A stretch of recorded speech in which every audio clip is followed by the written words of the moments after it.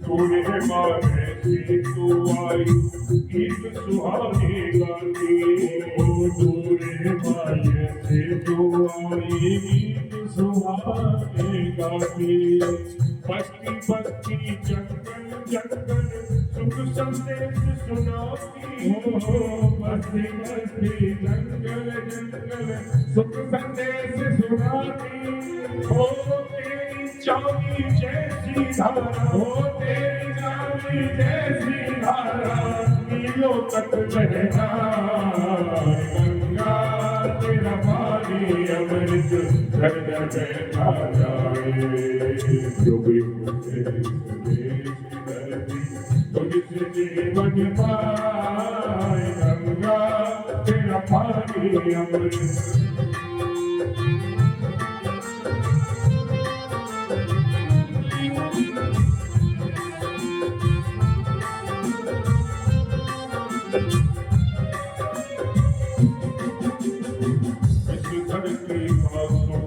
तूने अपने बीच समोया हो, इस धरती का सुख दुख तूने अपने बीच समोया। जब जब देश गुलाम हुआ है तेरा पानी रोया, जब जब देश गुलाम हुआ है तेरा पानी रोया।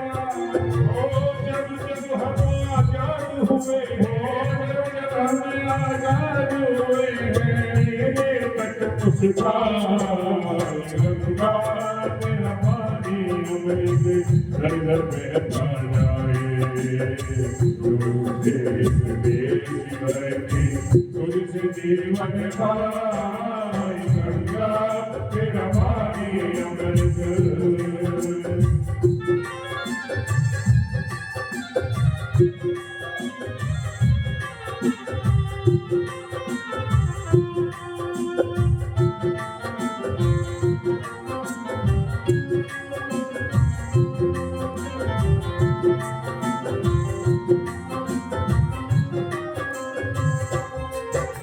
बोलो गंगा मैया की।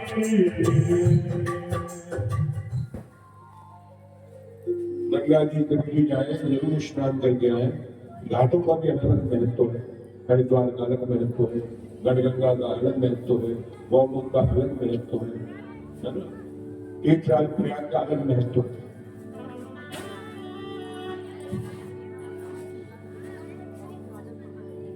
मैं निवेदन, मेरा तो ये भाव है कि हम लोग सभी धीरे धीरे प्रयास करेंगे, जितनी हमारी पवित्र नदियां हैं, गंगा यमुना, सरकार को चाहिए कि इनकी सफाई करें।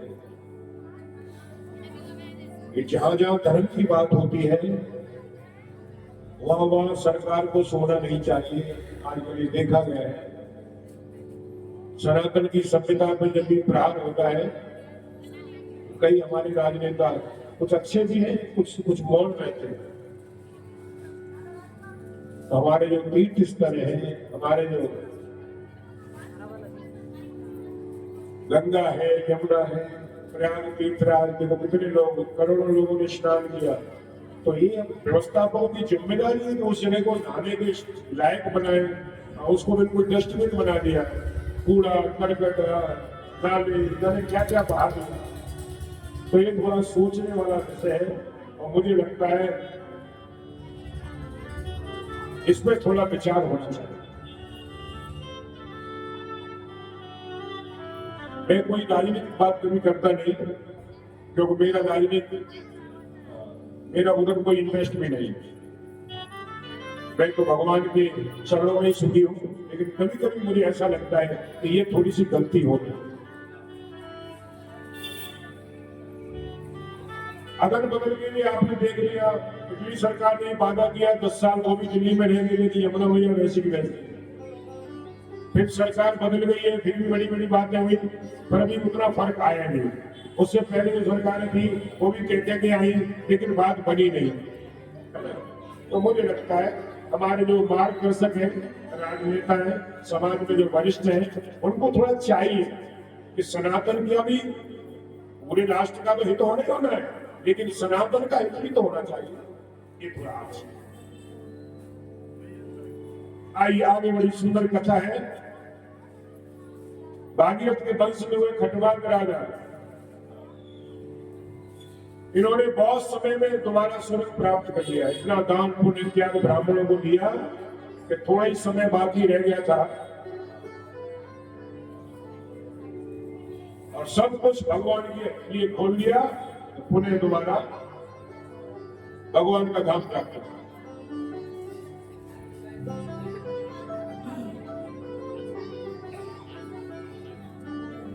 खटवाल के हुए राजा दीर्घबाहु और दीर्घबाहु के हुए रघु। इनका प्रताप इतना अधिक था कि सूर्य वंश का नाम बाद में रघु वंश हो।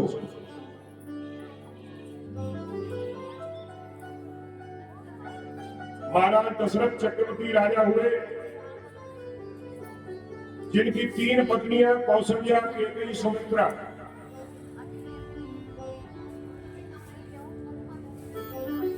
चौथा पन आ गया, लेकिन कोई बालक नहीं हुआ। तब गुरुदेव यहाँ गए।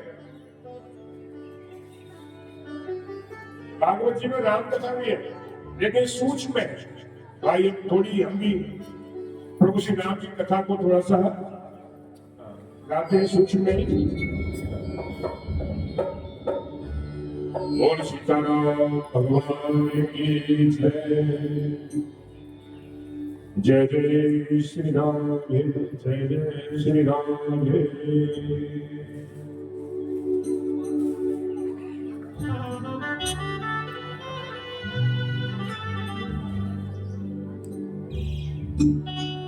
एक बार भूपति मन माही, एक बार भूपति मन माही, एक बार भूपति मन माही, एक बार भूपति मन माही, पैदलाने ओ पैदलाने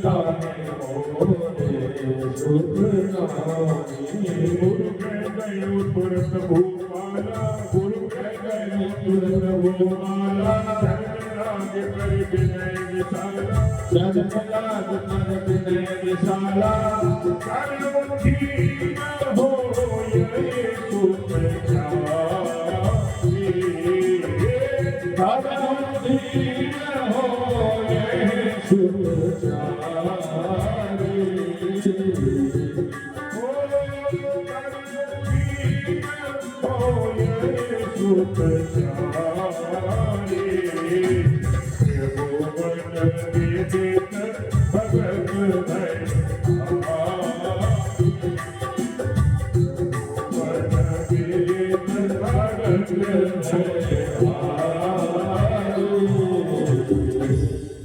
सीताराम भगवान की जय। तो समस्या आ गई तो कहां जाए ये बताए। राजा दशरथ जी कहां गए? गुरु जी के पास। गुरु ग्रह गए हो तुरंत भूपाला। लेकिन हमको समस्या है तो हम कहां जाते हैं? गुरु जी के पास नहीं जाते, मित्रों के पास जाएंगे, जानने वालों के पास जाएंगे।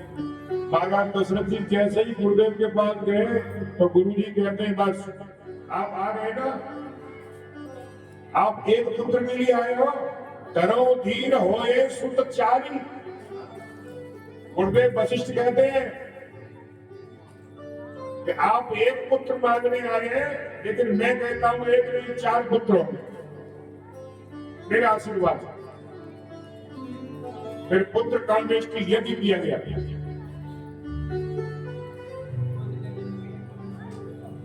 यहाँ विचार करने योग्य बात है, ध्यान दें। गुरुदेव वशिष्ठ चाहते तो स्वयं करा सकते थे पुत्र कामेष्टि योग, लेकिन नहीं कराया, श्रृंगी ऋषि को बुलाया। तो ये बात हमें थोड़ा ध्यान देना पड़ेगा कि अब ईएनटी का कोई डॉक्टर है, आंख नाक गला, अब हार्ट की प्रॉब्लम वाला क्या हार्ट की प्रॉब्लम वाले को वो ठीक कर सकते हैं? और ध्यान देना मेरी इस बात पर। आपको प्रॉब्लम है हार्ट की और आप जा रहे हैं ईएनटी वाले डॉक्टर के पास, वो तो आंख नाक गले का इलाज करते हैं, वो हार्ट का नहीं कर सकते, समझ रहे ना? तो गुरुदेव वशिष्ठ जी ने सोचा इस यज्ञ को मैं नहीं कर सकता, तो फिर श्रृंगी ऋषि को बोला है, इसके यज्ञ करने की योग्य कौन है? तो कई बार हम लोग लालच बस इस कार्य को वो कर लेंगे, वो तो ऐसा करते हैं, वो तो 11 रुपए में जन्म पत्री देख लेते हैं, वो पंडित जी तो कुछ नहीं लेते। तो ये देखो कौन किस विषय को जानता है ये आपको नहीं पता है। तो इसलिए जिस विषय की कोई तकलीफ हो उस विषय के विद्वान के पास हमें जाना चाहिए। ये आज तो बड़ी घटना हो रही है। कोई भी कहता है मैं सुंदरकांड पाठ कर दूंगा, कोई भी कहता है मैं तो भागवत सुना दूंगा, मैं तो रामकथा सुना दूंगा, मैं तो ये कर दूंगा। करने को मना नहीं है, अपने गुरु जी से जिस विषय को आपने सीखा उस विषय के काम करो। यहाँ पे बड़ा सुंदर वर्णन है। तो यहाँ पे क्या लिखा है? श्रृंगी से वशिष्ठ बोला, श्रृंगी से वशिष्ठ बोला, पुत्र का शुभ जय गजावा, पुत्र का शुभ जय गजावा।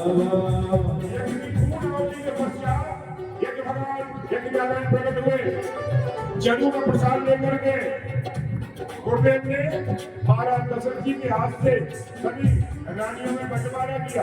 कैसे किया? अर्ध भाग कौशल्य दीना, अर्ध भाग कौशल्य दीना। अर्ध का मतलब समझ गए? पूरे प्रसाद का आधा किसे दिया? कौशल्य मैया को, ठीक। और जो बच गया उसको फिर आधा आधा कर लिया। मतलब 1 रुपया था, 50 पैसे कहाँ दिए? कौशल्या मैया को। और 50 के 25 हो गए, वो किसको दिया? केकई को। अब जो बच गया 25 उसको 12.5 बनाया और दोनों रानियों के हाथ पर रख दिया। अब दोनों रानियों ने अपने अपने हाथ से किसे दिया? सुमित्रा मैया को।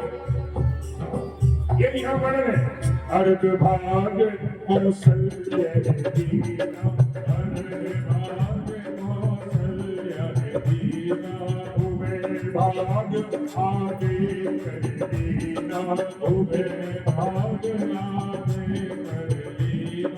यही विधि गर्भ सहित सब तारी, यही विधि गर्भ सहित सब तारी, मई हृदय हर सिद्ध सुख भारी, हर सिद्ध सुख भारी, जागन पे हरि कर बहियारे, जागन पे हरि कर बहियारे, सकल लोक सुख संपत्ति छाए, सकल लोक सुख संपत्ति छाए।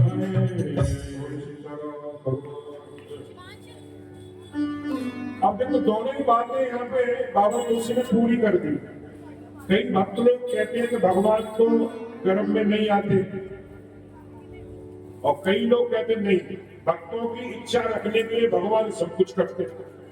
तो बाबा तुलसी इस झंझट में नहीं पड़े, बहस में नहीं पड़े, उन्होंने दोनों ही बातें लिख दी कि जिसको जो समझना है समझ लो। अब यहाँ क्या लिखा है? जागन पे हरि कर बहियारे।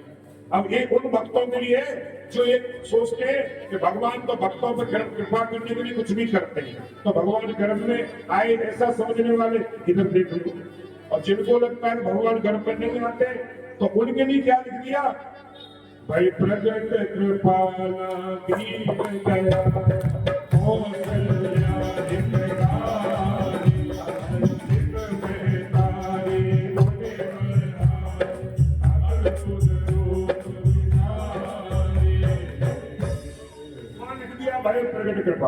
ये प्रकट वालों को ऐसा लगता है कि ठाकुर जी गर्भ में नहीं आते, तो बाबा तुलसी ने कहा तुम ये देख लो। कई बार हम लोग फालतू की बहस में पड़ते हैं ना, इसलिए बाबा कुछ नहीं पड़े चक्कर, और हम लोग जैसा हमको लगा कि दोनों ही तरह से दिखती है।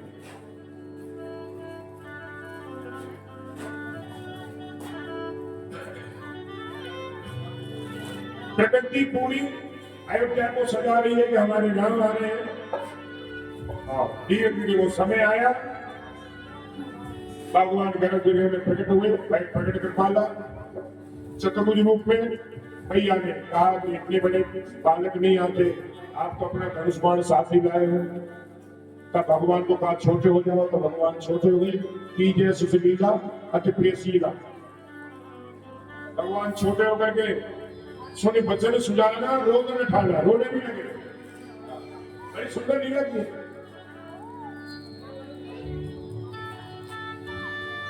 बाद में बाबा तुलसी क्या लिखते हैं, ये चरित्र पावे हरिपद पावे तीन बने भव। सिर्फ इतना गा लेने वाले ही हम धूप में नहीं पड़ते, भगवान का नाम मिलता है। आए क्यों विप्रधैर्य सुर संतैत मन अवतार, निज इच्छा निर्मित तनु श्री माया गोपाल। सनातन धर्म के ये 4 स्तंभ हैं, विप्र, धैर्य, सुर और संत। और आज तक आप देखें धीरे धीरे कली का प्रभाव है, इन चारों पर बड़ा प्रभाव हो रहा है। गाय माता की क्या स्थिति है आप देख रहे हैं, ब्राह्मणों की क्या स्थिति है आप देख रहे हैं, देवताओं को लोग उल्टा सीधा जाने कितना बोलते हैं। विप्र, धैर्य, सुर, सुर माने देवता, और संत, संतों में भी देखो आजकल विकृति सब जगह फैल रही है। और ये चारों खंभ जिस दिन कमजोर हो गए, सनातन धर्म का लेंटर धड़ाम से गिरेगा, ध्यान रखना। कई लोग बड़े खुश होते हैं, हमने इसको डांट दिया, हमने गाय को भगा दिया, हमने देवताओं को गाली दे दी, उन्हें नहीं पता कि लेंटर के नीचे आप भी हो।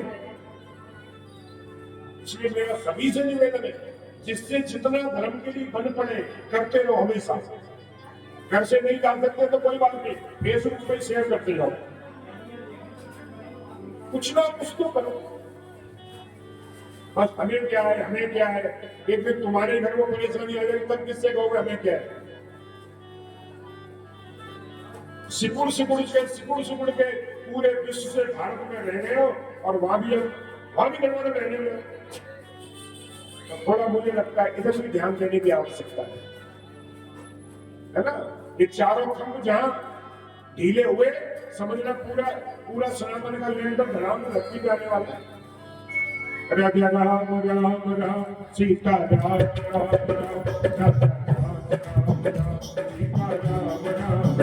राजा राम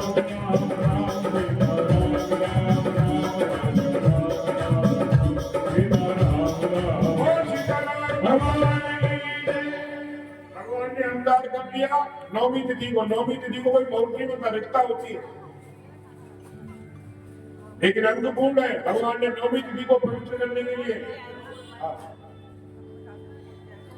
दूसरे कई विद्वानों का यह मत है कि जब तक हम 9 भक्ति पूरी नहीं कर लेते तब तक ठाकुर जी नहीं आते।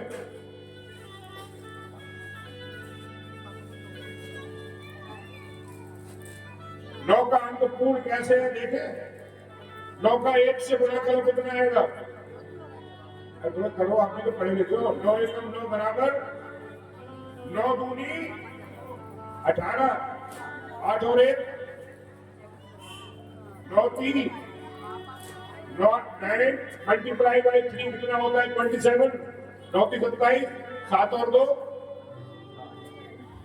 9 गुना 4 बराबर 36, 6 और 3 9 पंजे 45, 4 और 5 ये 9 ही रहेगा।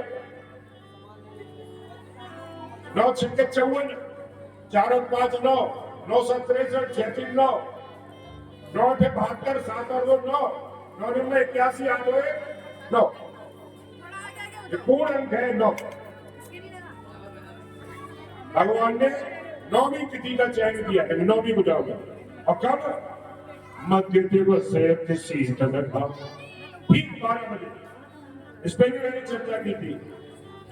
अब देखो राम जी का अवतार भी 12 बजे और हमारे गोपाल जी भी 12 बजे आते हैं। 12 बजे घड़ी की तीनों सुइयां, एक सुई एक शीतला होती है, मन क्रम वचन, और जहां तीनों इकट्ठे हुए एक शीत में, वही ठाकुर जी प्रकट हो गए। सुंदर दर्शन है। अब देवता लोग आगे खड़े हो गए।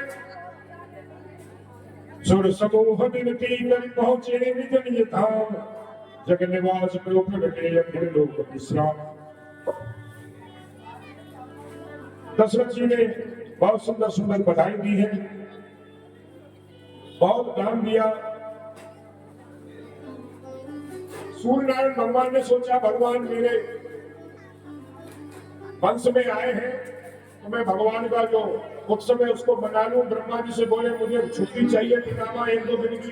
क्या हुआ? और मेरे सूर्य वंश में भगवान का अवतार हुआ है, थोड़ा मैं भी उत्सव मना लूं। ब्रह्मा जी ने कह दिया आपको छुट्टी नहीं मिल सकती। हाँ, पूरा ऊर्जा मंत्रालय से आपके ऊपर ही सृष्टि का डिस्टर्बेंस हो जाएगा। सूर्य नारायण भी कम नहीं, 1 महीने तक अयोध्या पर खड़े गए। लिखा है मानस में, मास दिवस कर दिवस भावर मन जाने कोय, रथ समेत रवि ठाक्यो निशान प्रकट हो। और बाद में लिख दिया ये रहस्य काऊ नहीं जाना, ये रहस्य काऊ नहीं जाना, हो दिन मन चले उकरत गुणगाना, दिन मन चले उकरत भगवान। 1 महीने का दिन हो गया। अयोध्या वासियों को तो छोड़ो, काहू का मतलब ब्रह्मा जी भी होते हैं जिन्होंने सृष्टि को रचा है। उन्होंने भी नहीं जान पाया कि हो क्या गया। 6 महीने का एक महीने का एक दिन हो गया। मास दिवस का दिवस बाद। राम कथा भी बड़ी गहरी और सुंदर है। अभी पिछले महीने हमने राम कथा ही करी। राम कथा का अपना आनंद है, श्रीमद् भागवत का अपना आनंद है, शिव पुराण का अपना आनंद है, श्रीमद् देवी भागवत का अपना आनंद है। जिसका आनंद जैसे लेना हो वैसे आप ले सकते हैं। तो राम कथा भी बड़ी आनंद में है, और कभी अवसर मिला तो राम कथा भी सुनाए। राम राम राम सीता राम राम राम।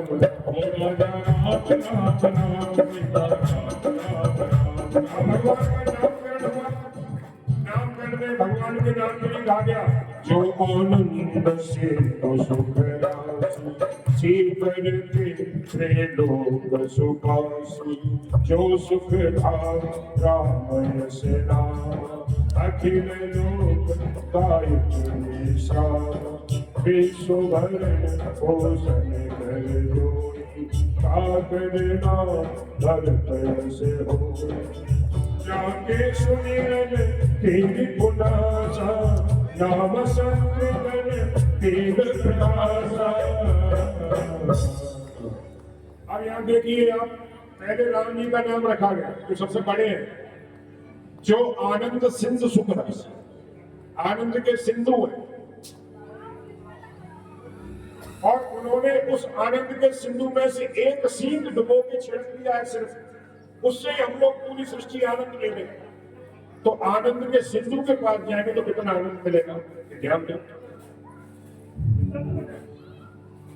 उसके बाद भरतलाल जी ने कहा विश्व भरण पोषण कर जोई, इनका नाम लेते ही पूरे विश्व का भरण पोषण। उसके बाद लक्ष्मण जी का नाम रखना चाहिए, लेकिन रखने किसका? शत्रुघ्न लाल जी का, जाके सुन गुनासा। तो यहाँ पर हमारे विद्वानों का मानना है शत्रुघ्न लाल जी और लखन लाल जी कैसे हुए? अरे गांव में तो जोड़िया बोलते हैं, इंग्लिश में ट्विंस बोलते हैं, ठीक है ना? ट्विंस हुए, एक ही मां के गर्भ से हुए ना।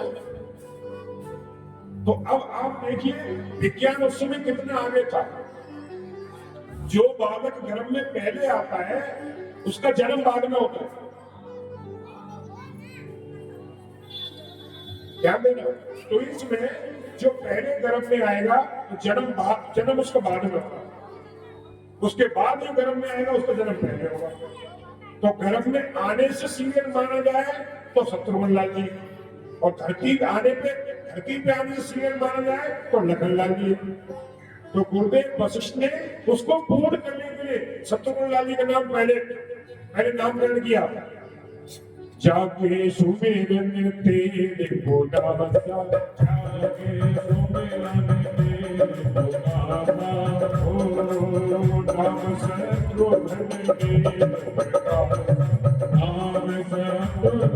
के सबसे बाद में लक्ष्मण जी का लक्ष्मण धाम राम प्रिय सकल जगत आधार गुरु वशिष्ठ ने राखा लक्ष्मण नाम ओ राजा राम राम राम सीता राम राम राम सीता राम राम ओम सीताराम भगवान की जय। इस प्रकार भगवान ने बालचंद्र की लीलाओं को किया और थोड़े बड़े हुए गुरुदेव विश्वामित्र जी आए, राम लक्ष्मण को यज्ञ की रक्षा के लिए ले गए। भगवान ने ताड़ का स्वभाव इत्यादि का उद्धार किया, गंगा जी स्नान किया। बीच में मार्ग में गौतम ऋषि की देवी अहिल्या श्राप के कारण पत्थर बनी पड़ी थी। भगवान ने कुमल स्वरूपी चरणों की रज से उनको पवित्र करके पति लोग को भेज दिया। अपवित्र है पवित्रो वा सर्वावस्थान। भगवान के पास पावर है अपवित्र को भी पवित्र करने की। बहुत खुशी बनी, इसलिए तो पहले जल पिलाते पूजा से पहले तो यही बोलते, छिड़केंगे तो क्या कहेंगे, अपवित्र है पवित्रो वा सर्वावस्थान कुंडली सभाया जल छिड़केंगे पंडित जी, है ना। अब जल पिलाएंगे, ये सभाय पी लो, फिर हाथ धो लो। उससे क्या हुआ, आपके अंदर जो नेगेटिविटी थी बाहर निकल गई, नकारात्मक विचार निकल गए, तो बुद्धि कौन सी आ गई, अच्छी बात, तभी तो मन लगेगा पूजा में। लेकिन समस्या क्या है, पंडित जी कहने हाथ धो लो, आप फोन में लगे हो, पंडित जी कहने जल पी लो, आप जल में आता हूं खड़े हो गए, ये हो रहा है। तो भगवान ने क्या किया, अपवित्र अहिल्या को पवित्र करके कहा दे दिया पति लोग को। और विश्वास नहीं किया, भगवान ने नहीं कहा ले जाने में जा रहा हूं ना, आओ आए श्रृंगार करो, अब पिता कर लेगा। ऐसे ठाकुर जी के पास फिर सोचा ब्राह्मण की देवी से मेरा क्षत्रिय का शरीर है। देखो भगवान छोटी छोटी बातों को क्या ध्यान रखते हैं, जबकि भगवान का कोई वर्ण नहीं है, भगवान तो सबके पिता है, लेकिन फिर भी देखो लीला करने के लिए आया तो कहते हैं मेरा चरण स्पर्श हो गया और गंगा जी स्नान कर लूं थोड़ा। फिर गुरुदेव के साथ गंगा जी स्नान किया है और वहां पर नाना प्रकार के ब्राह्मणों को दान दिया है। कई लोग तो मैंने देखा है जहां भी जाएंगे ना वहां की जगह का कुछ पता नहीं करेंगे, बस एक डुबकी लगाई और चल गई। लेकिन नियम तीर्थों में ये है कि आपको थोड़ा बहुत दान पुण्य करना चाहिए, लेकिन बस क्या बतावे वहां की व्यवस्थाएं भी थोड़ी ऐसी हो गई है, जो दान के योग्य है वो तो वहां है नहीं, और दान में अयोग्य है उससे भरा पड़ा है पूरा घाटा। ये बड़ी समस्या है। जिन गंगा जी वगैरह जो है थोड़ी बहुत वहां कथा वगैरह सुनना चाहिए। भगवान ने ऐसा किया। उसके बाद जनकपुरी पहुंचे, शिव जी के धनुष का खंडन किया, चारों भाइयों का एक ही साथ पाणी ग्रहण हुआ। जब के राम ध्यान धराए मोर बधाए, बड़ी खुशियां अयोध्या में हुई। लगभग 11 वर्ष के बाद भगवान का वनवास हुआ। देवताओं की इच्छा थी प्रभु बढ़ने जाए, सभी देवता मिलकर के सरस्वती मैया के पास गए। उन्होंने मंथरा की बुद्धि को विकृत किया, मंथरा ने केकई मां की बुद्धि को विकृत किया। माता ध्यान देगी, जो माता का स्वभाव चुगलीबाजी का है ना, उससे मित्रता छोड़ दो, धीरे धीरे छोड़ दो, मेरा कहना मान जा। नहीं तो मंथरा ने क्या किया था वो तुम्हारे यहाँ हो जाएगा। अरे बहुत दिन साथ रहकर पता तो लग ही जाता है, सब माताएं खराब नहीं होती, एक आध माता का कोई मंत्रा की नहीं कृपा हो रही हो उसमें तो बाकी माताएं हमारी बहुत अच्छी होती है, लेकिन किसी किसी का स्वभाव ऐसा हो जाता है। तो जिसका ऐसा स्वभाव है उससे राम राम कर लो और भैया तो अपनी जाता है। क्योंकि मंत्रा ने जो केकई माँ कौशल्या से ज्यादा प्रेम राम जी से करती है, उस माँ को ऐसा कर दिया, उसमें 14 वर्ष का बनोवास मान लिया। तो संयुक्त परिवारों में विघटन होने का एक ही कारण है, किसी न किसी बाहर वाले आदमी की ट्यूशन चल रहा है घर में, ध्यान देना। किसी का ट्यूशन मत लो, अपने मम्मी पापा का ट्यूशन ले लो। मम्मी पापा चले गए, ज्यादा उम्र हो गई तो अपने पति देव से ट्यूशन ले लो, या यहाँ के मम्मी पापा नहीं है तो वहां के मम्मी पापा से लो। लेकिन ये तो फालतू ट्यूशन नहीं लेना चाहिए, बड़ा सुंदर। उसके बाद भगवान का बनोवास हुआ, सुमंत जी भगवान को गंगा जी के तट तक लेके गए, केवल ने प्रभु को पार उतारा, भगवान के कमल रूपी चरणों का जलपान चरणों में खुद लिया और 7 पीढ़ियों को काट दिया, 21 पीढ़ियों को काट दिया। भगवान आगे तीर्थराज प्रयाग में भरद्वाज मुनि यहाँ पर गए, एक रात विश्राम किया और वाल्मीकि ऋषि के आश्रम में भगवान चित्रकूट पहुंचे। वाल्मीकि ऋषि से पूछा मैं कहाँ रहूं, वाल्मीकि ऋषि कहते प्रभु आप कहाँ नहीं हो, फिर भी आप अवतार के प्रयोजन से तो कई स्थान बताए, तुम्हें निवेदित भोजन करेंगे, आपको जो निवेदित करके भोजन करे वहां रहो, जो हमेशा आपको सब कुछ समझे वहां रहो, अनेक अनेक स्थान बताए। फिर जब भरत जी आए तो उनको पता लगा, दशरथ जी की अंत्येष्टि की और पूरी अयोध्या को लेकर चित्रकूट भरत जी आए।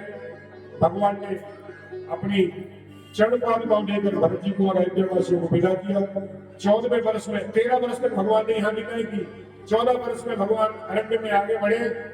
पंचवटी पे सुपर्णखा आई, जिसका नाचकान लक्ष्मण जी द्वारा कटवाया भगवान ने, छेदन करवाया।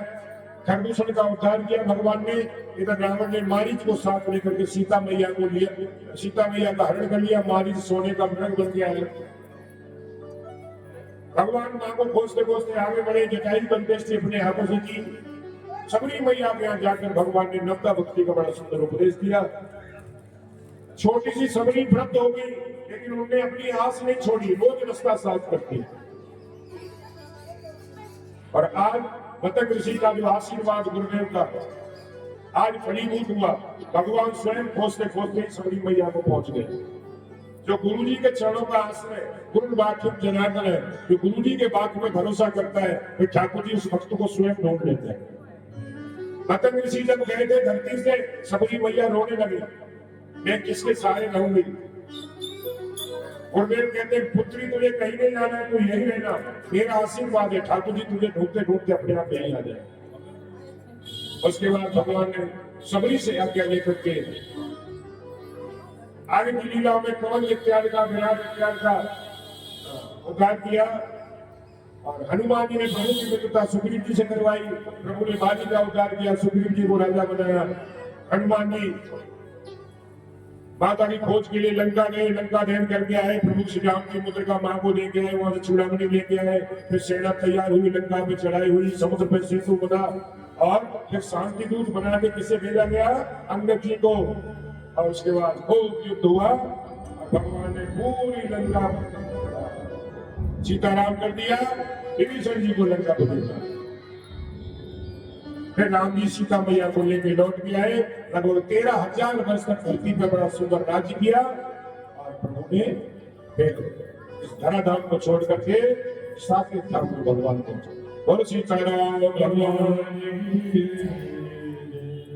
रामचरितमानस की कथा ज्यादा अच्छी है, विस्तार से वो 9 दिन में होती है, लेकिन भागवत जी में 2 ही अध्याय में राम कथा है, इसलिए मैंने सूक्ष्म में आपको सुनाई। अब आप बस एक बात और सुन लो, फिर राम कथा को विश्राम देंगे, क्योंकि कन्हैया आने वाले हैं, उनका भी समय हो रहा है। 4 दिन से इंतजार करने में ठाकुर जी, 4 दिन से इंतजार करने, आज बुधवार आज कल आज आएगा, 14 दिन की कथा है। अब आप देखिए सबसे बड़े कौन है, मुझसे बातें करने को समझ में आएगा। सबसे बड़े कौन है, राम जी। और राम जी की देवी का क्या नाम है, कौन? नींद आ रही है? सीता जी है ना, उनसे छोटे कौन है? राम जी से छोटे कौन है? जोर से बोलो। हाँ, भरत जी। उनकी देवी का नाम क्या है? मांडवी।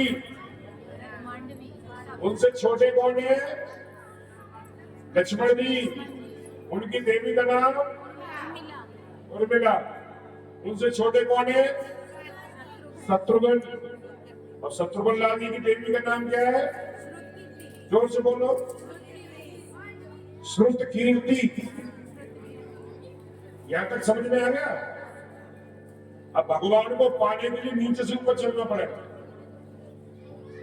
तो सबसे पहले आप किसकी शरण में?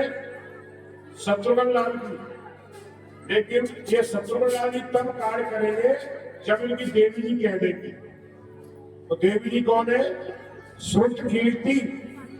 कौन है? श्रुत कीर्ति का मतलब क्या है? भगवान की कथाओं को सुनना। श्रुत कीर्ति, भगवान की कीर्ति सुनो। फिर क्या होगा? फिर शत्रुघ्न, आपके अंदर शत्रु बैठे। कौन कौन बैठा है? काम है, क्रोध है, लोभ है, मोह है, छल है, दम्भ है, द्वेष है, पाखंड है, झूठ है, क्या क्या भरा पड़ा है। तो जब भगवान की कथा सुनोगे तो शत्रुघ्न लाल जी कृपा करेंगे और ये जब शत्रु सब भागेंगे। श्रुत कीर्ति। फिर क्या होगा? शत्रुघ्न लाल जी ने काम कर दिया। अब क्या होगा? इनसे ऊपर कौन है? लक्ष्मण जी। इनका लक्ष्य है सिर्फ भगवान के श्री चरणों के पीछे पड़ना, पीछे रहना। लक्ष्मण जी हमेशा राम जी के पीछे पीछे चलते है ना, और सेवा करना। अब ये कार्य कब करेंगे? जब इनकी देवी जी कह देंगे। इनकी देवी कौन है? उर्मिला। उर्माने हृदय है। और जब आपका हृदय मिल जाएगा किससे?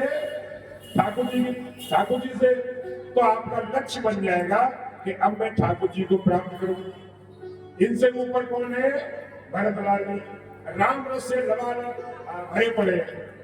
लेकिन ये कार्य कब करेंगे? जब इनकी देवी जी कह देंगे। मांडवी है ना।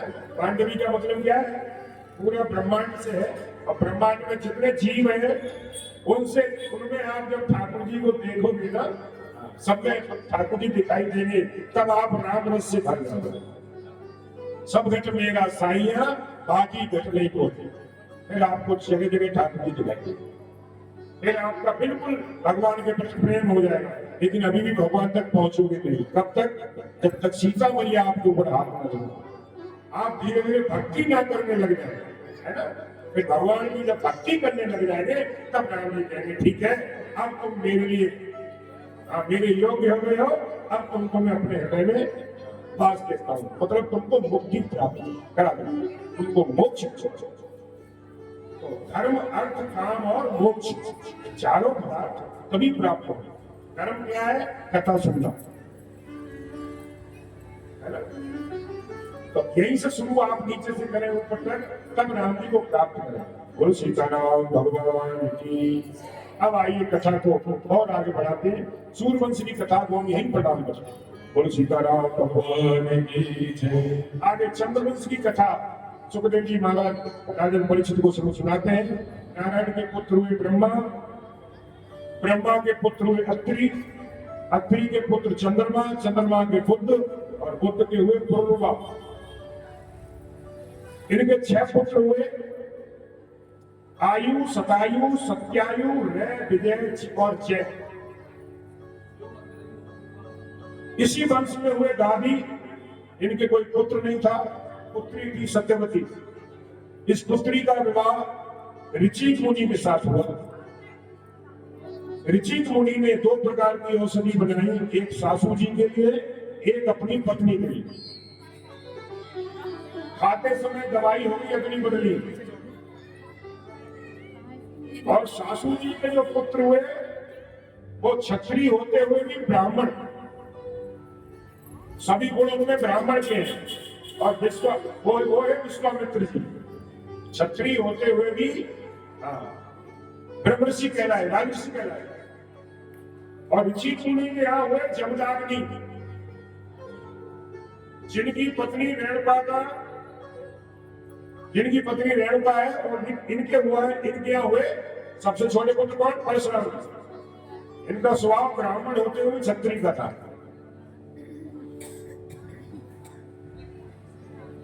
इनके भाइयों द्वारा सहस्राज को मारा गया, और फिर इनके पुत्रों ने जमदाग्नि को मार दिया। परशुराम जी ने जब उनकी मां बहुत विलाप करी तो 21 बार हरि वंश के क्षत्रियों को, धरती को 21 बार क्षत्रियों से विहीन कर दिया। अब परशुराम जी भगवान का अवतार है। भगवान का कोई वर्ण नहीं होता, भगवान की कोई जाति नहीं होती। जब भगवान को जहां आना है तब वो बन के आ जाते हैं। अब राम जी आए सूर्य वंश में, कन्हैया जी आए चंद्र वंश में। जब धरती पर देखा क्षत्रिय उत्पाद बचा रहे, तब आ गए ब्राह्मण वंश में, परशुराम बन गए। तो भगवान ही व्यवस्थाओं को देखते हैं, ये हमें ध्यान देना चाहिए। हमारे ठाकुर जी की कोई वर्ण व्यवस्था नहीं है, सब उन्हीं के हैं। चारों वर्ण ठाकुर जी के हैं। अब एक पिता का एक पुत्र अलग हो जाए, उसको कितना दुख होता है, उस पिता से पूछो। आज तो ऐसा द्वेष भावना, पता नहीं क्या क्या हो रहा है। कोई किससे नहीं बोलता है, कोई किसी बड़े वाले से अपने कुश्ती बना के बैठे, अपने टोली बना के बैठे। इससे क्या होगा? परिवार, देश सब विघटित होते चले जाएंगे। जिस तरह से एक पिता के 4 पुत्र हैं, चाहे बड़ा है चाहे छोटा है, पिता को तो चारों प्यारे हैं।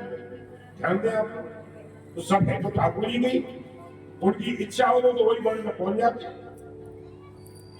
तो ये हमें थोड़ा ध्यान देना चाहिए। छोटी छोटी बातों पे हमें बहस नहीं, आपस में प्रेम से लेना चाहिए। Unity is the strength. इनके रहोगे तो राधे राधे होती रहेगी, नहीं तो फिर वो ईस्ट इंडिया कंपनी वाला काम होगा। वो हमारे आधे लोगों को लेके अपने साथ हो गए और बस हमारे लोगों से लड़वा दिया, हमको ही हमारे लोगों से लड़वा दिया। बाद में उन्होंने राज किया बहुत वर्षों तक। ये ना, एक फिर ना हो जाए कहीं, इसलिए अलर्ट रहो। राजा राम राम राम, सीता राम राम राम, राजा राम राम राम, सीता राम राम, राजा राम राम राम, सीता राम राम राम, राजा राम राम राम, सीता राम राम।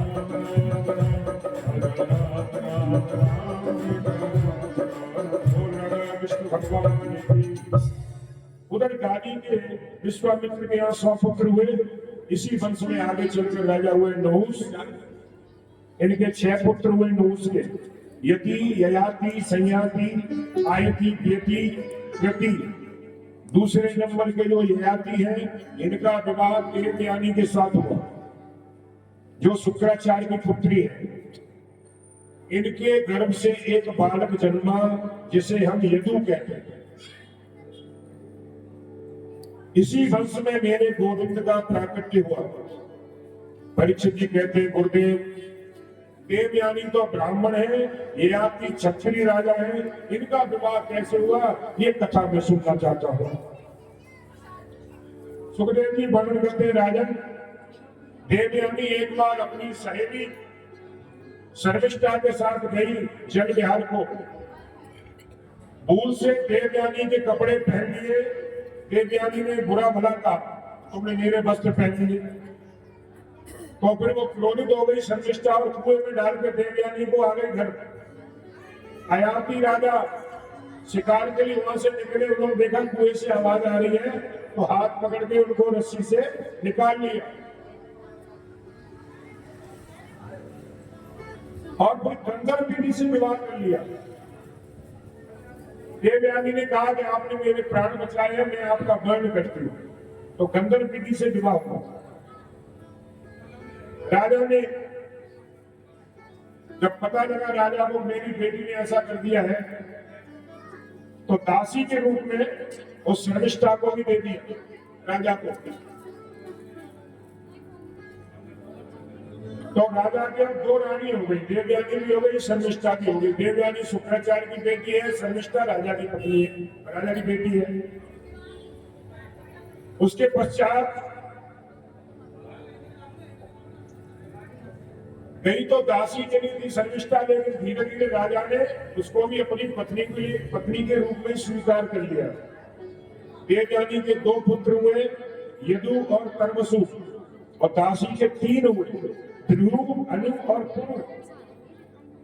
शुक्राचार्य को क्रोध आया और राजा को श्राप दे दिया कि आपने दासी के साथ मेरी बेटी के लिए उसको सौत बना दिया।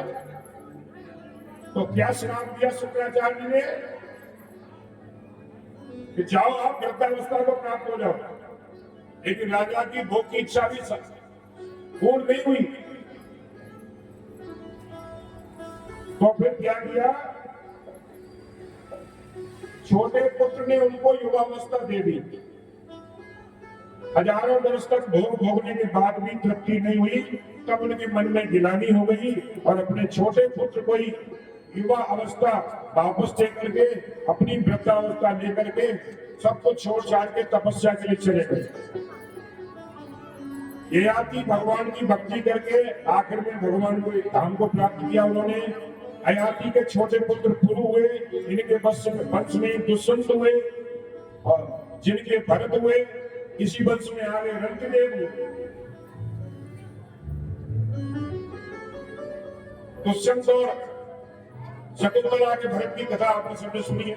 बड़े वीर हुए, शेरों के साथ खेलते थे। इन्हीं के वंश में राजा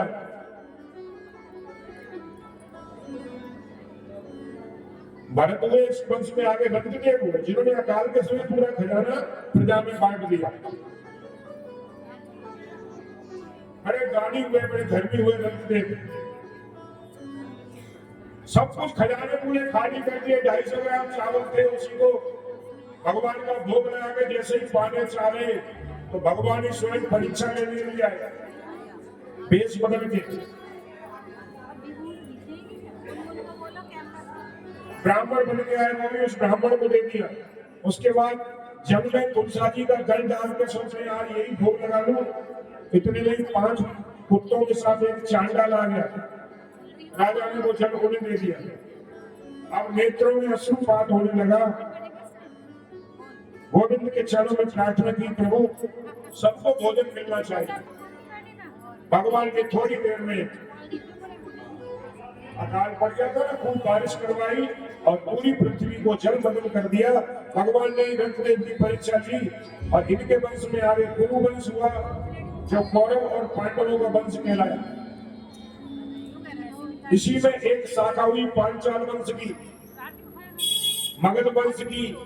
अयाति के पुत्र यदु के वंश में कई पीढ़ियों के बाद राजा हुए थे देववीर, जिनकी 2 पत्नी, एक पत्नी के अर्जन्य पर्जन्य और दूसरे के शूरसेन। अर्जन्य पर्जन्य के 9 पुत्र हुए, जिनको हम नवनंद कहते हैं। दूसरी पत्नी के हुए शूरसेन और शूरसेन के हुए वसुदेव। वसुदेव जी की 7 पत्नियां, सबसे छोटी देवकी, दूसरे नंबर की रोहिणी, जिनके बलराम हुए। देवकी के 6 पुत्रों को कंस ने मार दिया। 7वें में बलराम को रोहिणी के गर्भ में योग माया द्वारा भगवान ने स्थापित करवाया।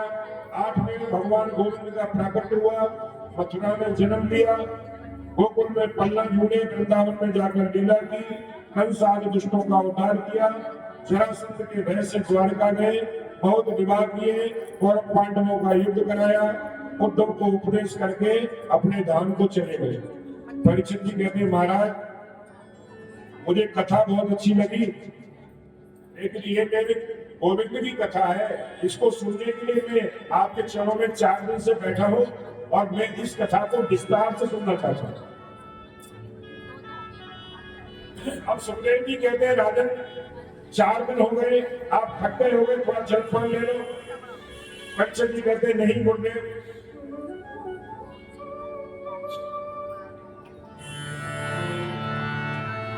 नहीं साधु दुस्सहा क्षुरमा अभिवादते देवतम पल्लुकाम्बोज अच्युतम हरिम कथामृतम।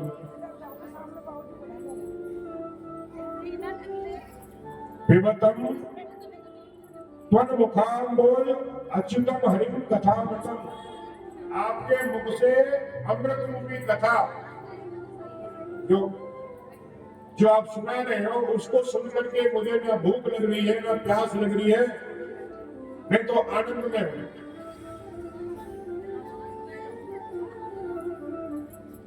अब सुखदेव जी आगे बड़ी सुंदर वर्णन करके कथा विस्तार से। तो आइए कन्हैया जी भी हमारे तैयार है क्या?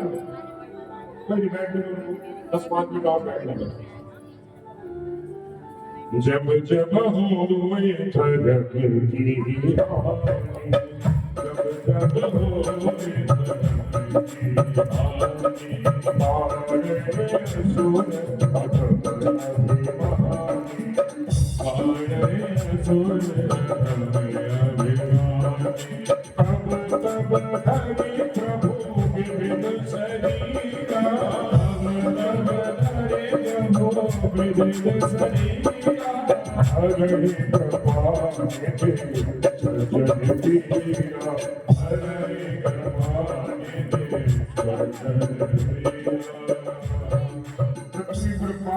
से गाय रूप बनकर देवताओं के साथ पृथ्वी मैया ब्रह्मा जी के पास गई।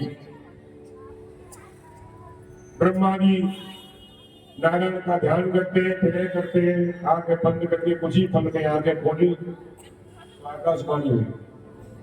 वसुदेव गृहे साक्षात् भगवान पुरुषः जन सतेन प्रियार्थम सब भवन सुरस स्त्रियः। वसुदेव गृहे साक्षात भगवान पुरुष पर। देवकी और वसुदेव गृहे क्यों बोला? क्योंकि वो तो जेल में है, लेकिन क्यों बोला ऐसा पता है?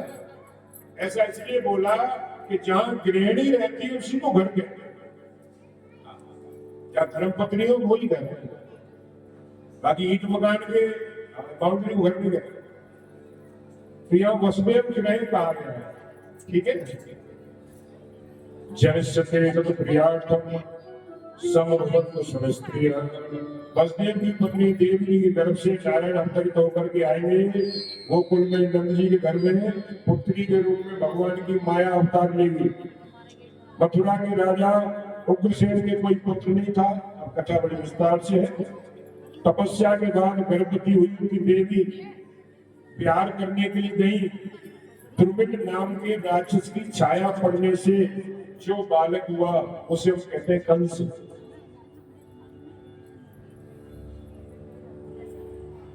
हमारी माताएं गर्भ के समय उनको बहुत पवित्रता से रहना चाहिए, भगवान का चिंतन करना चाहिए,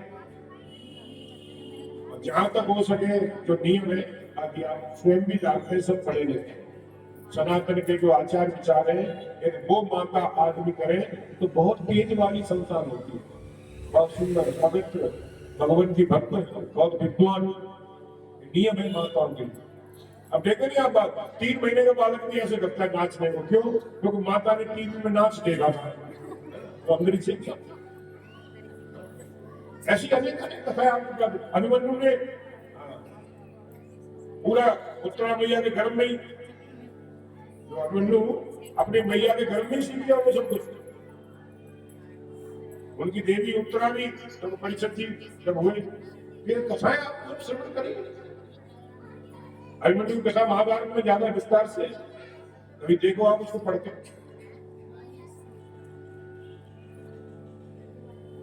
तो ये प्यार करने घूमने गई थी बगीचे में, दुर्बल राक्षस की उनपे छाया पड़ गई।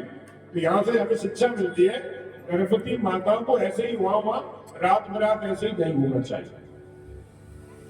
बालक, अब ब्राह्मणों को बुलाया तो ब्राह्मणों ने कहा ये बालक आपके वंश को नष्ट कर देगा, तो क्या करें? बोला लता पता में लपेट के यमुना जी में बहा दिया गया। सूरसेन ने उस बच्चे को पाल लिया। इस प्रकार नारद जी ने जाके बताया, जब पता चला तो भाग करके आ गया और फिर कैलाश में तपस्या की बहुत दिनों तक। प्रसन्न होकर धनुष दिया भोले बाबा ने, लो जो इसे तोड़ेगा वो तुम्हें छोड़ेगा नहीं, और जब तक ये सुरक्षित है तब तक तुम्हारा कुछ बिगड़ेगा नहीं।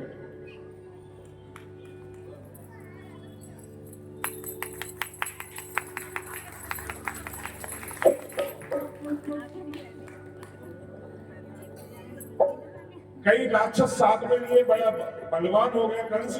अगासुर, बकासुर, अरिष्टासुर, केसी, धेनुकासुर अपनी सेना में शामिल करके मथुरा पर चढ़ाई की और राजा बन के बैठ गए। पूजा पाठ सब बंद करा दिए, ब्राह्मण भोजन बंद करा दिए, अपना ही भजन करने को कहता है। पहले तो भजन करो मत, और भजन करना है तो कंसाय नमः कहो, गोविंदाय नमः मत कहो। भजन करना है तो नारायण स्वाहा नहीं, कंसाय स्वाहा। ऐसा क्रूर राजा हुआ है कंस। कंस के मन में भाव आया कि मेरे बुराई के चर्चे तो बहुत है, क्यों ना कोई एक अच्छा कार्य कर लिया जाए। तो अपनी चचेरी बहन देवकी के विवाह को वसुदेव जी के साथ उन्होंने संपन्न कराया, बड़े भाव से, बड़े कार्य किए हाथों से। अब विदा का समय आया तो कहता है, सारथी को न भेजकर खुद ही रथ चलाने लगा कंस। उसी समय आकाशवाणी हुई, अति प्रज्ञ कंसमाभास्यः शरीरवान् अस्यास्वाष्टमो गर्भो अंताय सेवुदः। आकाशवाणी कहती है, जिसको तुम अपनी बहन को लेके जा रहे हो, इसका 8वां गर्भ तुम्हारी मृत्यु का कारण बनेगा। जिस देवकी को विदा करने जा रहे हो, उसका 8वां पुत्र तेरा काल होगा। इतना सुनते ही तुरंत केस पकड़ करके देवकी को रथ से नीचे उतार लिया। ना रहेगा ना बांस, ना बजेगी बांसुरी, मारने को। पति को चाहिए पत्नी की रक्षा करना। अब वसुदेव जी लड़ तो सकते नहीं, कंस क्रूर है, अत्याचारी है, बलिष्ठ है। तो वसुदेव जी रोकते हैं, पहले तो धर्म से समझाते हैं। अधर्मी व्यक्ति धर्म से नहीं समझता। इसलिए शास्त्रों में वर्णन है कि शस्त्र और शास्त्र दोनों का ज्ञान होना चाहिए। पहले कार्य करें शास्त्र से, खूब पूरा प्रयास करें, और जब ये लगता है कि हम कार्य बनने वाला नहीं, हम तो हमारी जान पे ही आ रही है, तब हमको अस्त्र शस्त्र भी आना चाहिए चलाना। नहीं तो आप राम जी को देख लो, धनुष बाण लिए बैठे हैं। भगवान शंकर को देख लो, त्रिशूल लिए बैठे हैं। मैया को देख लो, हर हाथ में कुछ न कुछ है। हम ही है बस। कुत्ता बिल्ली भगाने को भी इतना बड़ा कौन नहीं लग रहा, कौन 1 लाख का है। हाँ, कौन 1 लाख से कम कर दिया बता। जिन पर थोड़ा पैसा हुआ, बड़े बड़े, और फोन लेके ऐसे चलते थे, बैलेंस बना रहा है फोन। चाहे कोई 2 थप्पड़ लगा खींच ले जाओ फोन को, तो चलेंगे ऐसे का बैलेंस बना रहा है फोन से ही, मतलब फोन से ही एनर्जी मिल गई। ये बड़ा सुंदर है, अच्छा, इनको हम समझते नहीं है बस। कंस ने जब इस तरह से किया तो वसुदेव जी ने कहा, ये आपकी बहन है, आपको बहुत पाप लगेगा। फिर भी कंस नहीं माना तो कह दिया, मैं वचन देता हूं, आपको देवकी से दिक्कत नहीं है, आपको देवकी के पुत्रों से दिक्कत है, तो जितने भी इसके पुत्र होंगे मैं सब आपको दे दूंगा। तब जाके कंस माना। फिर भी विश्वास नहीं किया, घर में नहीं जाकर के सीधा जेल में डाल दिया, यहां रहोगे।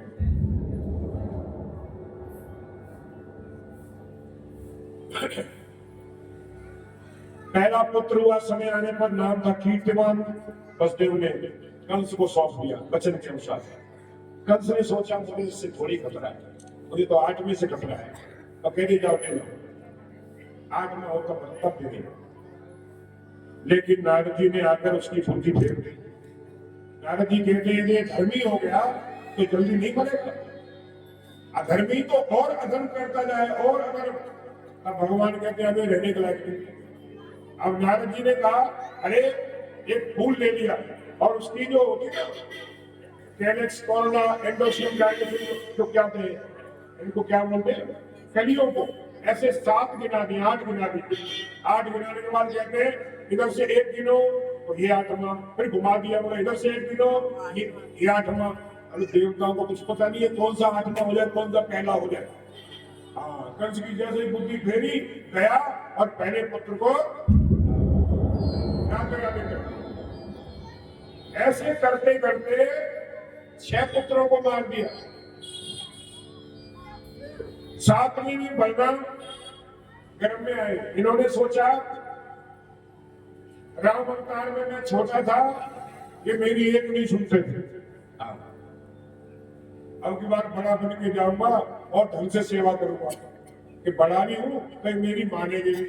मैं चाहूंगा तो इनको अपनी गोदी में भी बिठा लूंगा, मैं चाहूंगा तो इनको लाड़ भी दिलाऊंगा। अब मैं छोटा था भाई, वहां तो मुझे डांट मिलती थी, मैं तो खड़ा रहता था। तो इन्होंने कहा कि यार मैं बड़ा बनूं। भगवान ने कहा ठीक है भैया, अगर तुम बड़े बन जाओ। तो ये सातवें में गर्भ में आए। भगवान ने जन्म से पहले योग माया से रोहिणी के गर्भ में स्थापित करवा दिया, देवकी मैया के गर्भ से। और यहाँ पे बता दिया कि सातवां बच्चा समय से पहले हो गया, खराब हो गया। सैनिकों ने कहा हमने सुना है सातवां गर्भ में ही नष्ट हो गया। अब सैनिक कहते चलो अच्छा हो, फिर मारना पड़ता। जैसा राजा वैसी प्रजा, कंस भी अत्याचारी तो प्रजा भी उसी की, अब भाई भाई कर दी। अब देवी के गर्भ में आठवां बालक आने वाला है, यही मेरा गोविंद है। सभी देवताओं ने गोविंद की जाके गर्भ में स्तुति की। आइए हम लोग भी थोड़ा सा स्तुति करते हैं।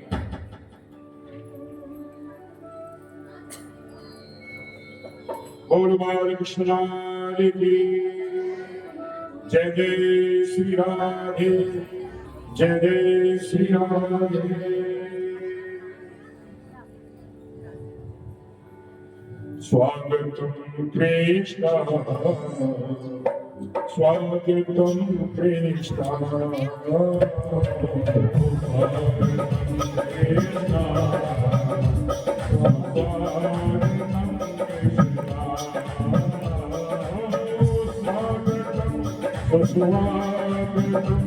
शरणागतम कृष्ण,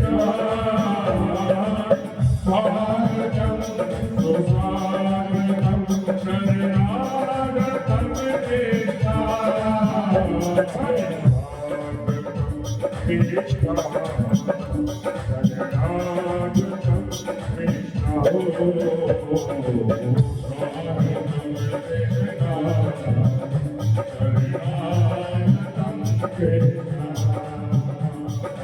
सत्यव्रतम सत्यपरम सत्यम सत्यस्य योनिहत्यं च सत्ये सत्यस्य सत्यभक्त सत्यमेतं सत्यात्मकं त्वां शरणं प्रपन्ना।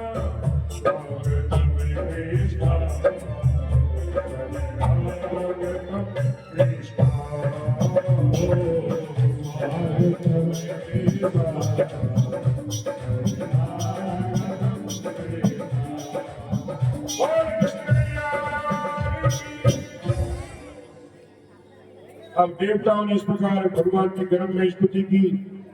इधर नारद जी ने कंस से नारद जी से कंस ने पूछा महाराज आप त्रिकालदर्शी हैं, आज पर कैसा होगा, मैं उसको मारूंगा कैसे, यदि भागा तो मैं कैसे पहचानूंगा। अब नारद जी कहते हैं वो काला काला होगा, मुरली वाला होगा। अब तो कंस को हर काली चीज देख करके क्रोध आने लग जाता है, डरने लगता है। जैसे जैसे समय नजदीक आ रहा है कंस की घबराहट बढ़ती जा रही है। 20,000 सैनिक कारागार घर के चारों तरफ एक्स्ट्रा अलग से लगा दिए।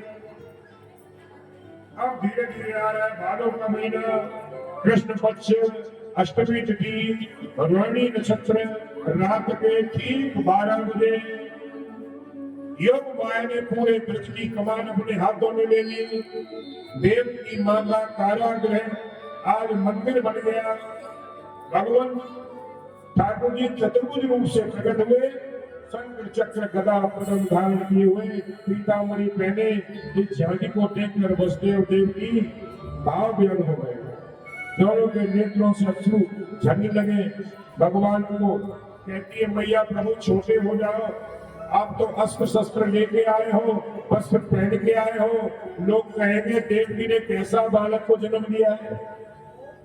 भगवान ने यह समझाया मैया हम बड़े हैं तब तक चिंता मत करो, लेकिन जब हम छोटे हो जाएंगे तो चिंता आपकी है। भगवान ने बता दिया कि हमें गोकुल पहुंचा देना, और वहां पर एक बेटी है, उसे ले आना। और इस प्रकार भगवान छोटे हो गए। अब वसुदेव जी कहते हथकड़ी बेड़ी पड़ी है। हाँ, सब हथकड़ी बेड़ी अपने आप खुल गई। सैनिक एक्स्ट्रा लगाए थे 10-20 हजार, सब सो गए क्योंकि ब्रज की कमान योग माया के अधीन थी। सभी ताले अपने आप खुल गए। वसुदेव जी ठाकुर जी को अपने सिर पर रखते हैं। अब वैसे भी ध्यान रखना, जब ठाकुर जी सिर पे आते हैं तो सब रास्ते अपने आप खुल जाते हैं, और जब माया सिर पे आती है तो सब रास्ते अपने आप बंद हो जाते हैं। जब वसुदेव जी लौट के आए तो सब फिर बंद भी हो गए। जैसे अब वसुदेव जी जैसे चले, शेषनाग जी महाराज ने छाया कर ली, क्योंकि बादल भी स्वागत कर रहे हैं, थोड़ी थोड़ी वर्षा कर रहे हैं भगवान के ऊपर। शेषनाग जी को लग रहा है हमारे ठाकुर जी छोटे रूप में है, कहीं ऐसा न हो बूंदों से को समस्या हो। छाता कर लिया पीछे, अपने फनों को फैला लिया।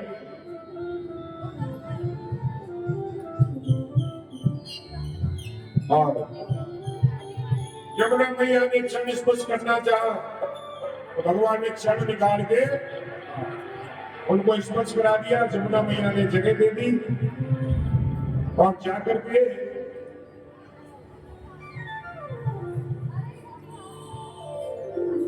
रात में ही बदला बदली कर गए। बेटी को ले गए और कन्हैया को, लाला को सुला गया। लौट के आए, कंस ने देखा, जब उसको सूचना मिली 8 माह हो गया है, देखा तो बेटी मैया बहुत निवेदन करती है, भैया ये तो बेटी है, ये आपका क्या बिगाड़ेगी। लेकिन कंस ने उसको भी पैर पकड़ के घुमाया और पत्थर पे पटकना चाहे, हाथ छोड़ा के सीधी आकाश में। बोलो दुर्गा मैया की जय। तेज गर्जना करके कंस को बताया, अरे दुष्ट छूट, मुझे क्या मारेगा, तेरे मारने वाला तो कहीं पैदा ब्रज में हो गया। हमने जगह बताई ना, स्थान बताया तो बता दिया तेरे मारने वाला कहीं पैदा हो गया। कंस बहुत घबरा जाता है। ये कथा हो गई मथुरा की। ठीक इसी समय गोकुल में क्या आ रहा है, क्या हो रहा है, 2 मिनट सुनते हैं फिर उठ सकते। नंद बाबा ब्रज के राजा है, बाबा हो गए 75 के, लेकिन लाला भयौना है। अब ब्राह्मणों से बोले, पंडित जी कोई पूजा पाठ ऐसी करो क्या हमें लाला मिल जाए। तो ब्राह्मणों का लाला, तो बाबा एक काम कर, चकाचक उठवा दे, तेरा काम हो जाएगा।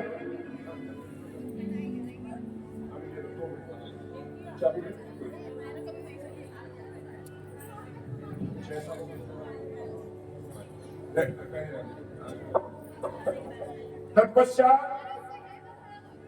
ब्राह्मणों ने कहा कि हम भजन करेंगे और लाला जरूर तुम्हारे होगा। बाबा कहते तो फिर करते कोई, मैंने कहा मना करी करो अनुष्ठान।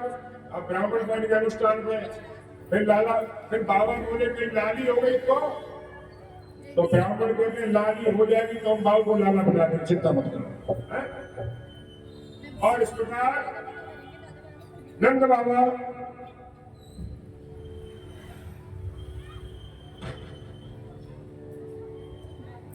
बड़ी सुंदर भगवान का चिंतन करके पूजा करते हैं। रात में वसुदेव जी अदला बदली करे, किसी को पता नहीं। और नंद बाबा तो बस यमुना मैया में डुबकी लगा के माला छटका रहे। ओम नमो भगवते वासुदेवाय बोलना चाहिए, बोल रहे अरे तो भाव न, आगे की पतो न, अरे तो भाव न। मंत्र ही बदल गया, भगवान के प्रेम में ऐसे मगन हो गए।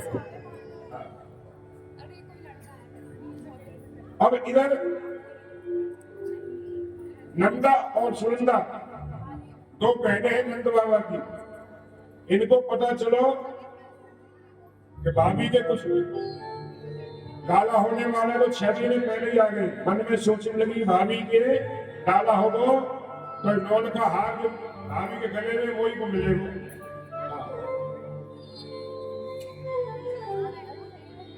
देखो बहन बेटी को हमेशा शुभ अवसर पर कुछ न कुछ देना चाहिए।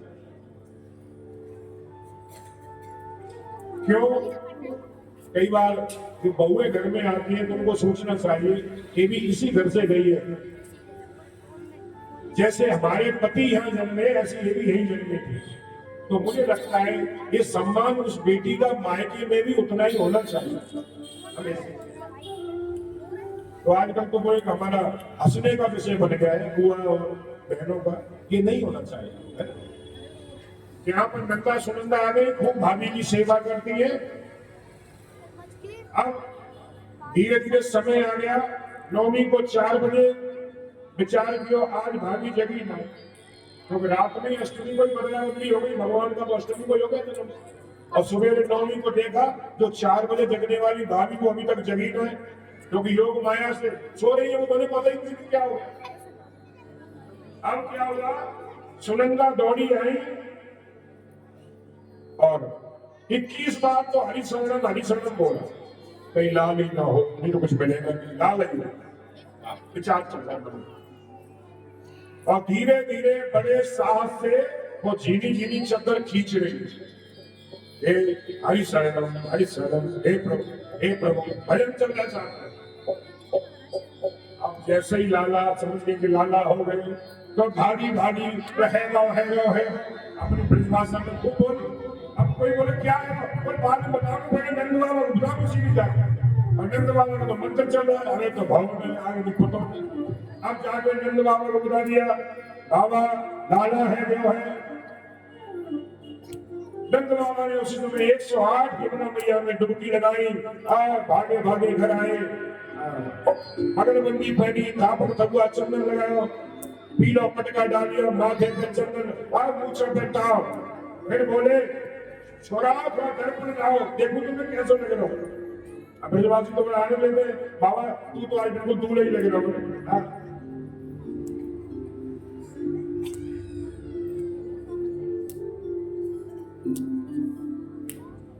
साढ़े को नहीं तो बुलाया गया, 108 ब्राह्मणों को लेकर आए और सुंदर स्वस्ति वाचन करवाया, जात ब्रह्म संस्कार करवाया।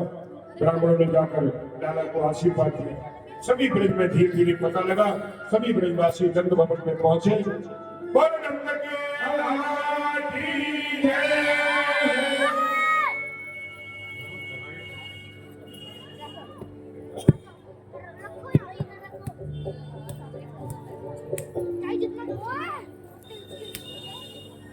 आई स्वस्ति वाचन करी। हरि ओम स्वस्ति स्वस्ति भूता स्वस्ति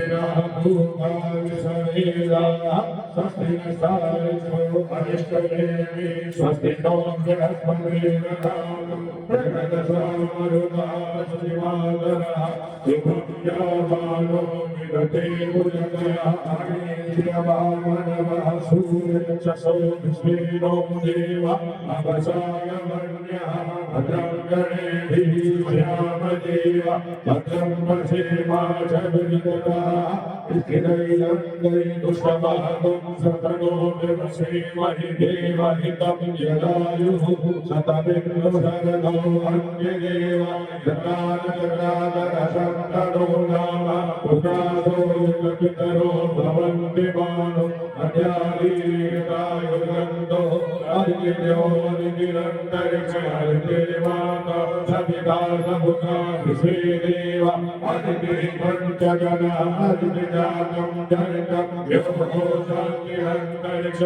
शांति पृथ्वी शांति शांति शांति वनस्पतय शांति देव शांति ब्रह्म शांति सर्वगुण शांति शांति सामा शांति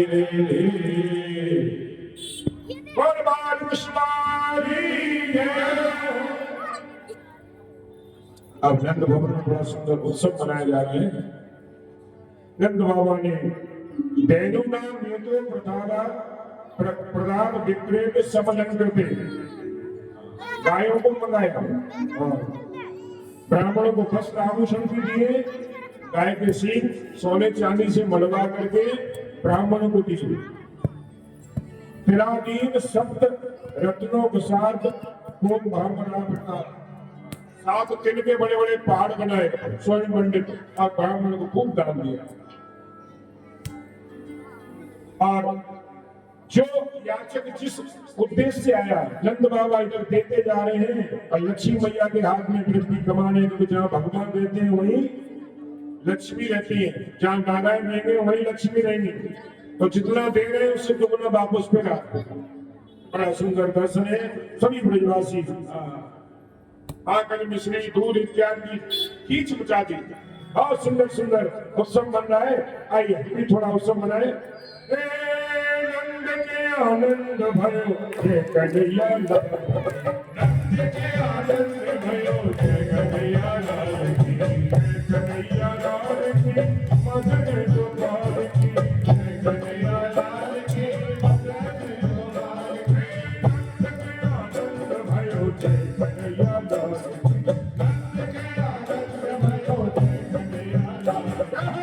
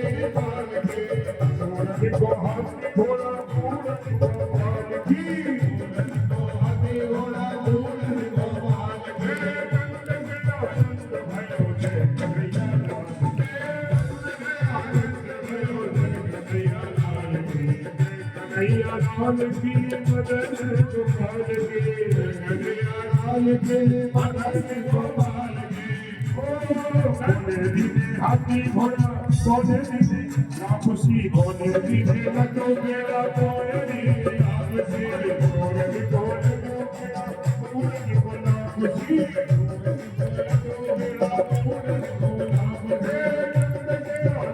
भयो जय कन्हैया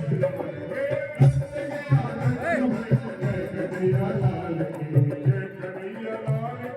मदन गोपाल की, कन्हैया लाल की मदन गोपाल की, नंद के आनंद भयो जय कन्हैया लाल की, ओ नंद के आनंद भयो जय कन्हैया लाल की, बोलो नंद के आनंद लाला के बाबा की, लाला की मैया की जय हो, भैया की जय हो, लाला के सखियों की जय हो, लाला के सखाओं की जय हो, सभी ब्रजवासियों की जय हो। जय जय श्री राधे।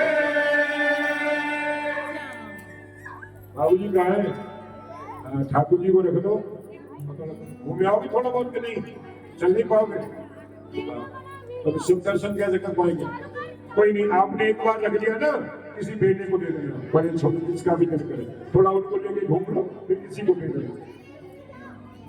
अब थोड़ा आप लोग आनंद लेंगे और भगवान का जिनको भी जैसा पूजन करना है, जो भी बधाई देनी है, तो बारी बारी से चलते रहना और थोड़ा आनंद लिया जाए। बहुत देर से बैठे हो, बैठे बैठे हाथ पैर दर्द करने लगे और थोड़ा आनंद तो लेना ही चाहिए। नंद के आनंद भाई, आनंद है क्या? भगवान ही तो है, आनंद ही तो साक्षात भगवान है। इसीलिए तो गाया नंद के आनंद भयो जय कन्हैया लाल की।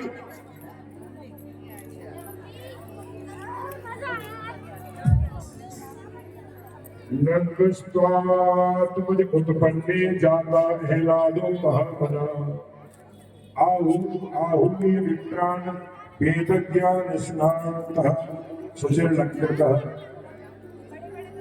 वाच इत्वा स्वस्तैनं जात कर्म सत्यस्य वै कार्यानोस विद्युत पितृदेवाचनं तथा। सुंदर ब्राह्मणों ने स्वस्ति वाचन किया, सभी ये पूजन करा लिया, उसको किया गया। देखो नाल छेदने से पहले सूतक नहीं लगता है, तक लगता है लाल छेदन होने के बाद, उस समय तो बहुत अच्छा समय होता है, उससे खूब दान पुण्य करना चाहिए। आई बड़े भाव से।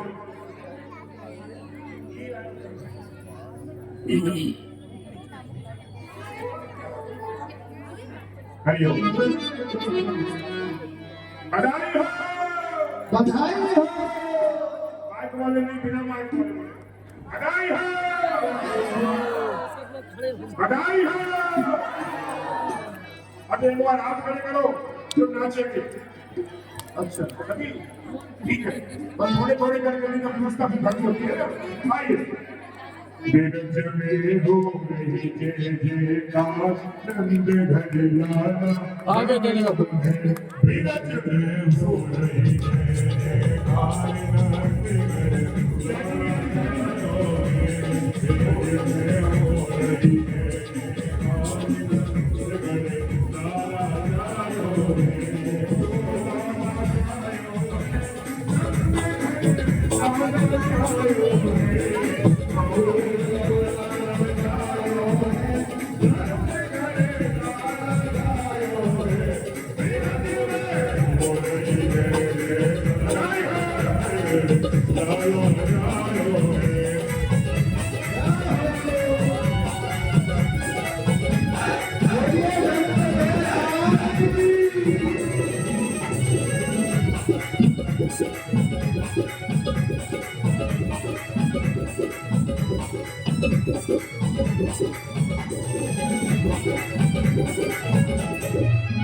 नंद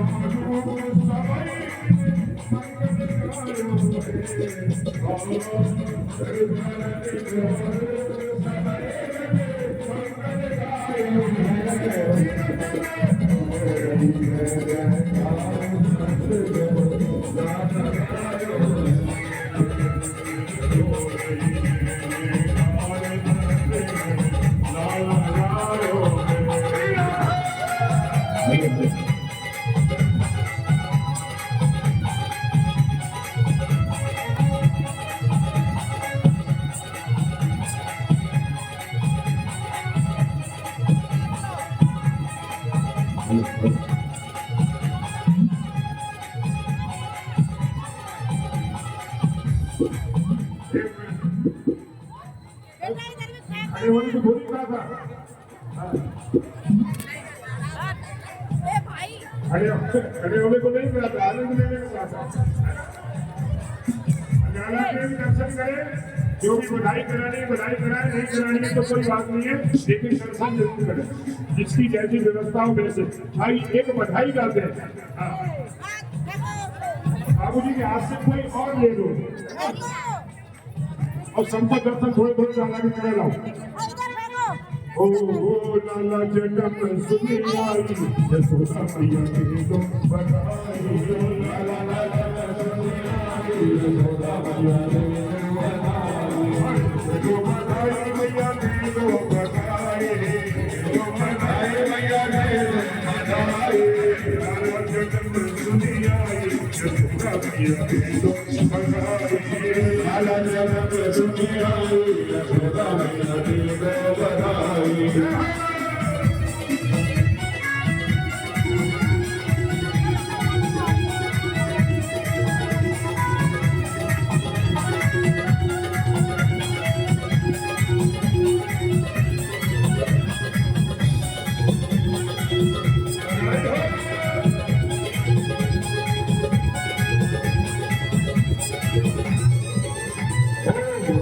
दर्शन मिलोगे मैया दर्शन मिलोगे मैया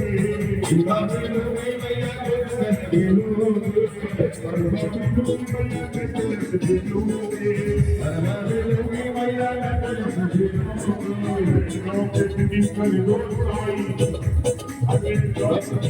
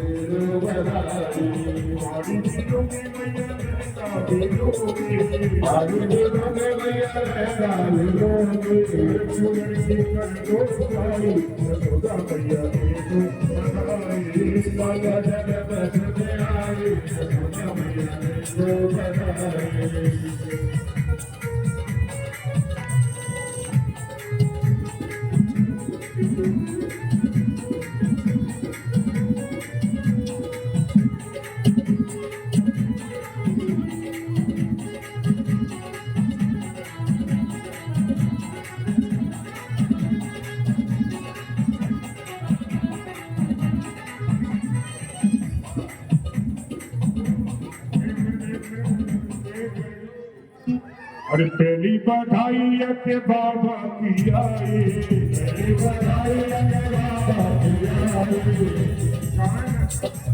नंद बाबा कहाँ गए नंद बाबा ही बैठे नीचे बैठे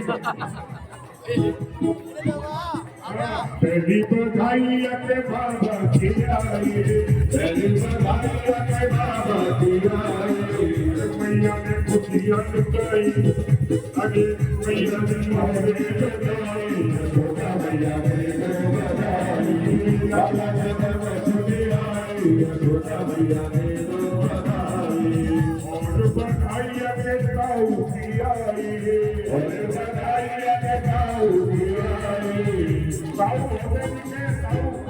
बहुत साल है बहुत साल है अरे बधाई ताऊ ताई की आई और बधाई ताऊ ताई की आई